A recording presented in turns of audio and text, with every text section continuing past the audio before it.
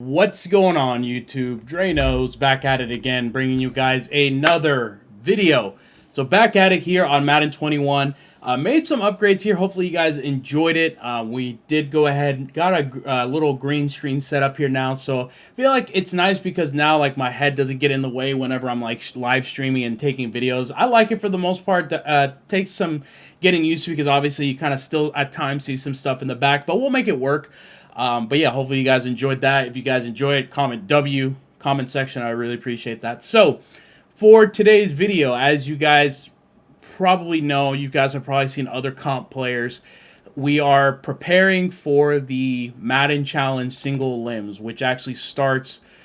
Looks like so it starts tomorrow on Saturday at, I think for PS4 it's around 2 Eastern, which shameless plug, I will be live streaming on twitch.tv/StrayNoseTV. I'll put the link down below or I'll make it pop up here on the screen. So, you know, I'd appreciate all y'all's support. We'll see how far we get. I mean, Mud Draft, it is a very difficult mode to play. But, you know, we were able to go 4-0 during ladder play, and I was able to enjoy the rest of my Saturday last week. So I believe, if I'm not mistaken, we did come in seeded number, I think, 72 or 77. So we made top 100 in the tournament, but that doesn't necessarily mean anything, really. You know, there's 512 players in this tournament. So, for, you know, we're going to go ahead. We're going to start our journey today. For those who are, you know, already kind of familiar with the process. So we're actually going to draft our team. However, the difference compared to ladder play and single limbs is you get one opportunity to draft. That's it. You're not going to be able to draft anymore after this. So what we get is what we get. And I think that's kind of one of the unique things that, you know, makes Mutt Draft, even though it's imperfect, one of the things that kind of makes it interesting as well is due to the fact that, you know, it kind of goes to show who has the ability to freestyle. And that's what I've always appreciated about it. But like I said, it does have its imperfections as well, just due to how the game's played. So without further ado, let's go ahead and jump on it here. So here we go, Madden Challenge Finals. I'm nervous. As long as I'll be honest, as long as I get a playbook that I'm somewhat familiar with, I'll be happy with. So Madden gods, listen, I come to you, ask for a playbook that I'm familiar with. That's all I ask. It doesn't have to be like the best playbook, but I'm not going to be complaining if that happens either. So let's go ahead, jump into it. All right, so looking at our playbook rounds, we've got Carolina, which I think is the pick for me anyways. We got Carolina, we've got the Chargers, and then we've got the Cardinals. So for those who don't know, I do have a tool up here to help me figure out which playbook I want to use. For those who aren't aware, let me switch the screen here. We got BAM, huddle.gg. Shameless plug, even though they're not paying me to say that. But, you know, this is a good resource, especially if you're really big into Mud Draft or if you just need to get a better idea as far as what all the playbooks have. So, going to go ahead, go through each of these playbooks and see kind of which one I'm going to go with. So, just looking through here, I want to look at the defenses first because I feel like on offense I can do enough to freestyle. So, let's look at Cardinals defense first. So, they have 2-4-5 double A gap. 2-4-5 odd. They have 1-4-6, which is kind of a hot defense in Mutt Draft from what I've noticed. And they have 2-4-5 regular. Not terrible. Let's see. Panthers. We've got double A gap. We've got nickel normal. We've got wide 9. Not the best, I'll be honest. And then the last defensive play, we got Panthers. We got double A gap. So this is definitely going to be tough because I'm not going to have 3-3-5 wide to go to, which is like the defense that I usually run. But I feel like we can still make it happen. I think in my case, I'm probably going to go with Carolina then if all I'm going to run is double A gap. But let me just double check the Chargers book here real quick. They have bunch, but their bunch, actually they get mesh post. All right, guys, we're back. So after doing a little consulting, just reaching out to my crew, we decided just based off of like looking at what each playbook has to offer, we're gonna go Chargers. You know, Chargers has enough where I can run, I could run bunch and I can run trips tight end. And for me, like, I'd rather be more comfortable on the offensive side of the ball as opposed to defense, even though I know defense is gonna be hard to come by anyways. So let's go Chargers. Give us, you know, a good offense that we can run. And let's just go from there, fellas. So we got our coaches round, got that out of the way.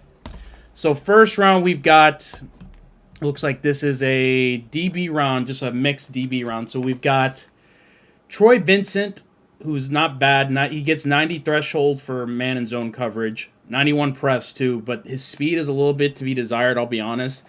I think I'm going to go Amos, though, just because I feel like if I'm going to play, like, mix and match, like, zone and man or whatnot, like, because I'm going to have to freestyle on defense of some sort. I want to have a top-notch safety out there. So let's go with Amos here, because I know I'm guaranteed at least one cornerback with the cornerback round. So let's go Amos there. Let's see what else we get. Okay, so here's our cornerback round. I'm glad we were patient and waited. So we get our pick of either Jair Alexander or Denzel Ward.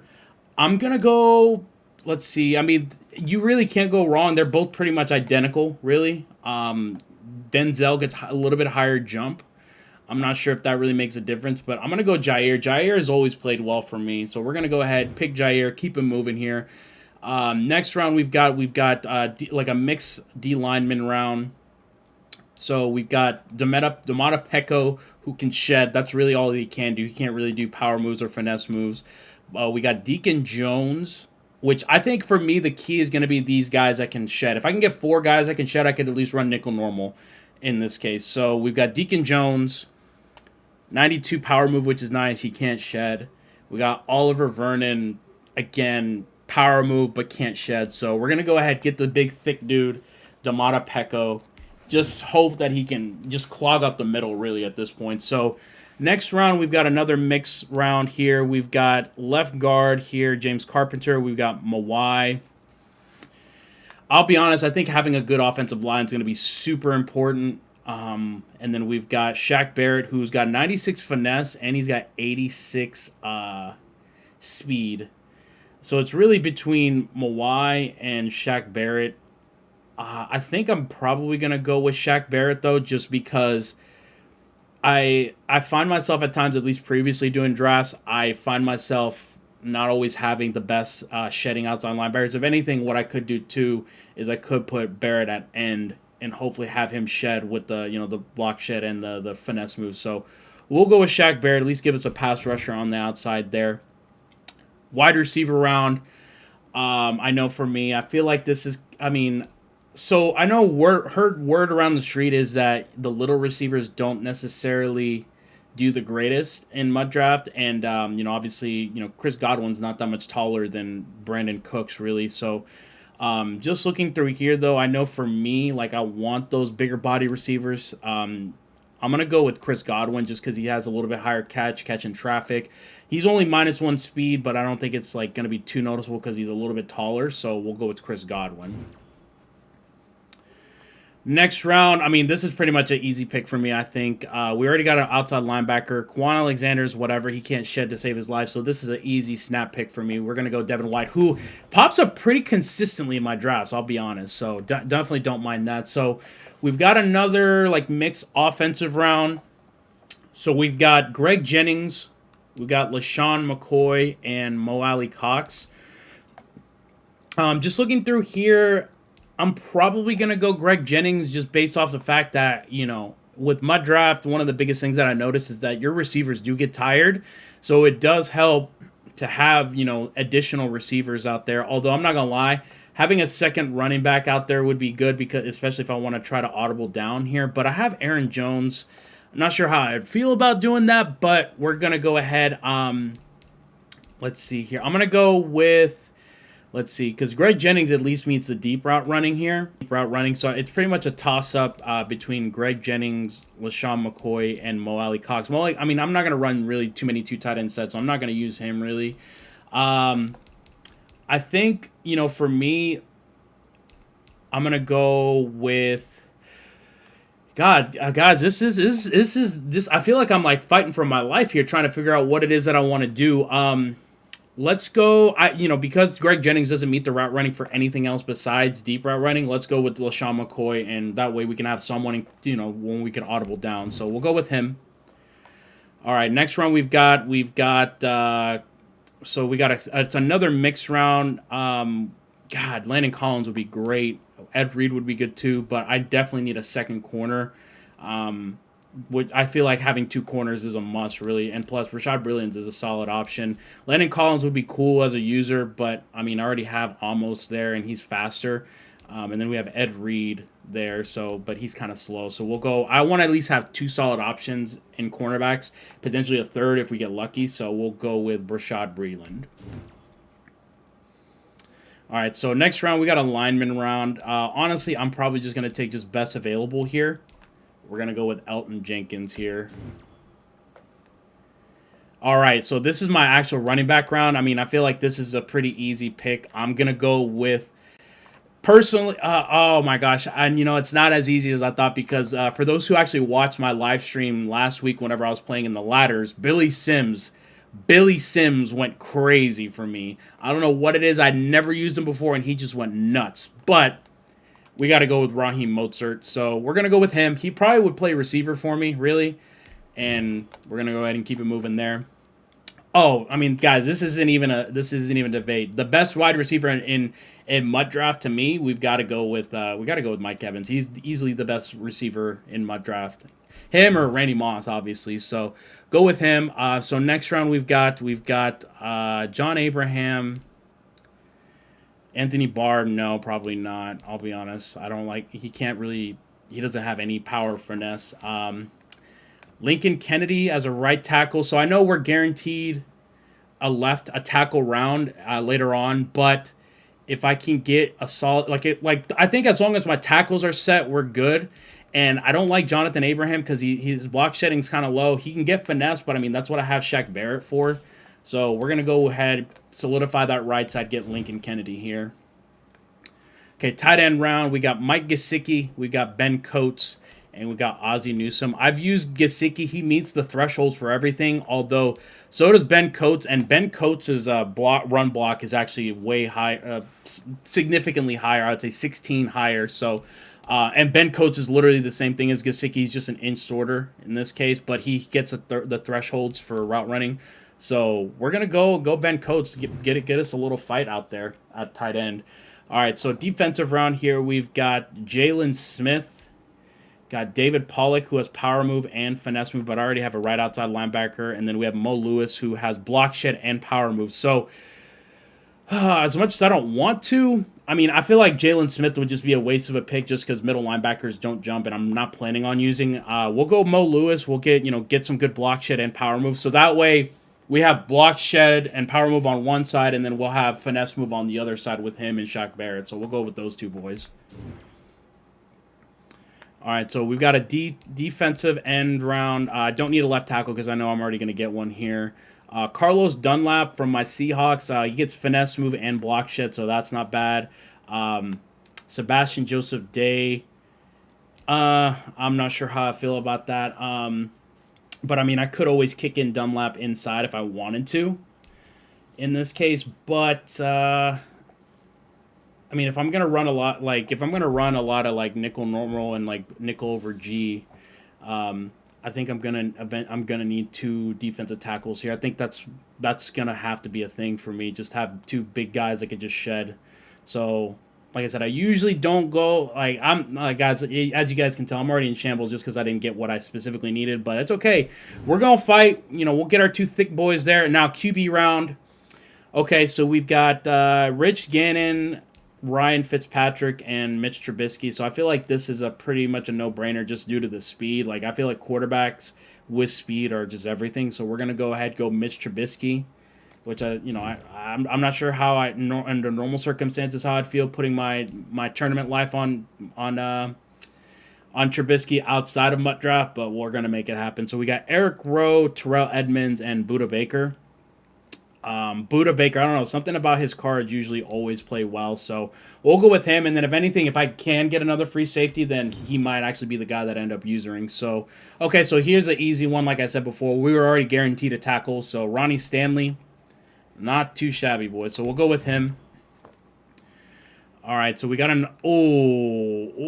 Montez Sweat, guys. You want to talk about probably the best DN that you could have gotten.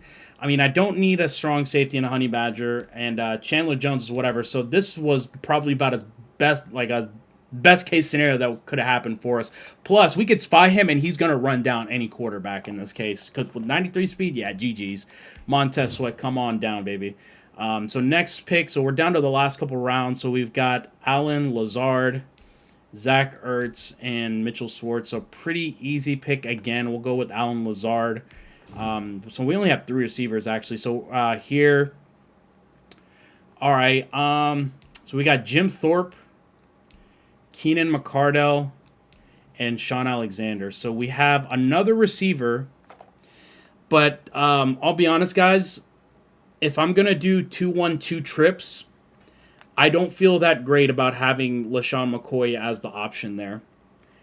And I don't know, something about this Jim Thorpe, he looks pretty good. And then what I could do from there is I could put Mozart and him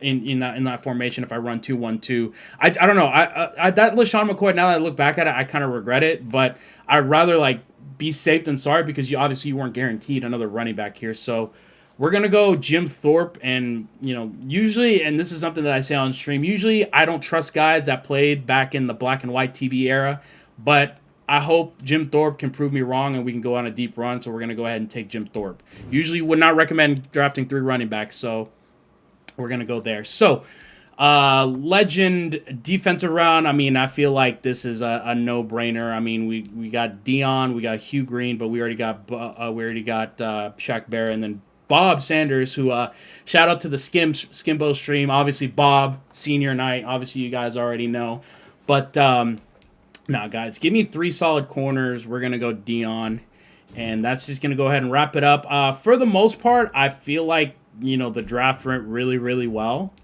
Let's just take a look at the squad here with what we're rocking with. So we got Money Mitch Trubisky. I hope he plays like Money Mitch. That'd be amazing.